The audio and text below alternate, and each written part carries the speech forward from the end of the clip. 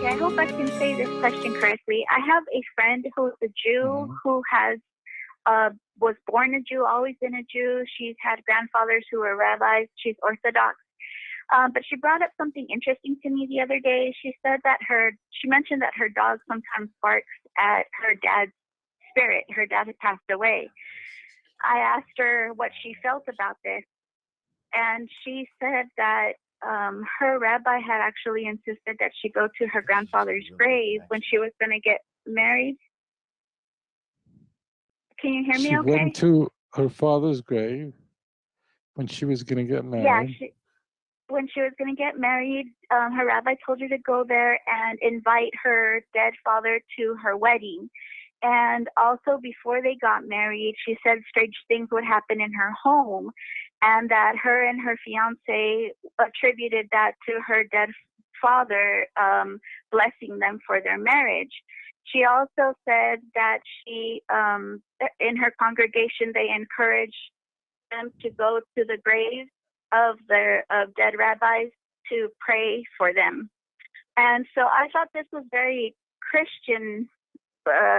It happens a lot during Christian, like the spirits, believing in spirits. But in Torah, it says we're not supposed to do that. So I was wondering, I'm very confused with that. That's a really great question. So that's a common practice in Roman Catholicism and Eastern churches. The Protestant church generally stays away from that. The question is about going to the graves of tzaddikim, of righteous people, and praying there. It is a common practice, and we can go back to people like Kalev when he entered the land of Israel. He went to the tomb of the patriarchs to pray there. Well, it is forbidden to pray to the dead. The Bible tells us that very clearly. So what are we doing when we go to the grave of pious, great people? What we're doing is when we're at the tomb of Abraham, Isaac, and Jacob, when we're in Hebron, we're at the tomb of, in the north of Joshua, or let's say of Joseph, who's buried in Shechem. We're not talking to Joseph. What we're doing is, I don't know if you've ever been to someone's grave, but when you go there, it's certainly you begin to think about their life in a more concrete way. So there's nothing going on at the grave, and there's no one there to talk to, and we're not allowed to talk to the dead. But if we go to the grave of tzaddikim, of righteous people, and you think about their extraordinary career, and that becomes intensified and amplified at their grave, that's a very, very good thing to do. I have gone to the grave of Joshua in the northern part of the land of Israel. It's a tradition on the 7th day of Adar, because we don't know where Moses was buried. We go to Joshua's grave. I've been to Joseph's grave in Shechem, which is called Nablus, and so on. These are holy people. But I don't go there talking to Abraham. That would be blasphemy. Abraham wouldn't want us to do that, and we can't talk to Abraham. But certainly, when I am at the tomb of Jacob, I think about his life. There is something very. There is a certain numinous experience that one encounters when you're at the grave, because that is the place where God's Spirit will fill in the resurrection, and that person will rise up. So we personally experience a deeper connection, because we are more aware of their lives when we are literally where their bones were buried. We are not praying to them, through them. That would be forbidden. That Deuteronomy 18, that would be a very, very severe sin. That's true for Jews and Gentiles. So, but people get confused. There's no doubt that people go to Bethlehem, and they go to the tomb of Rachel, a very holy woman. Rachel does weep for her children, but we don't talk to her, Jeremiah 31. So therefore, but our awareness of their lives, that unique encounter with their personality, that we become aware of more when we're at the place where they were buried, um, allows us to think more about their lives and their careers and how we could emulate them. And then we talk to God, seeking to transform ourselves, infused with that extraordinary energy that we feel, not because the bones do anything to us, literally, but we do become aware of their lives in a different orientation, a more intense orientation. We are there.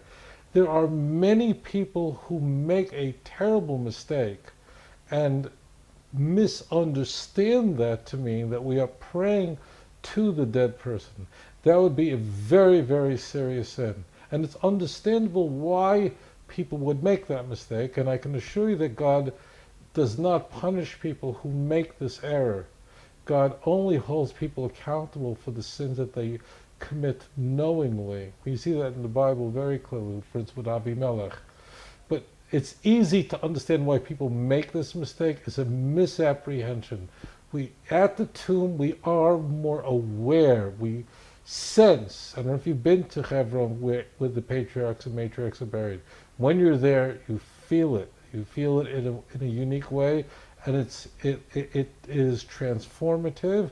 And then we talk to God. We're not talking to the Abraham. We're not talking to Isaac, but we are thinking about their careers, their influence, and how they were worthy of being our forefathers, and what kind of lives they lived, and that makes us better people. We are never talking to the dead. It just simply raises us up, and being there is just more tangible. Okay. Wendy, thank you so much. I have. Yes, go ahead. Can I say something? Absolutely. I'm sorry. I mentioned pretty much this to her, and I told her about Ezekiel. I told her about Deuteronomy.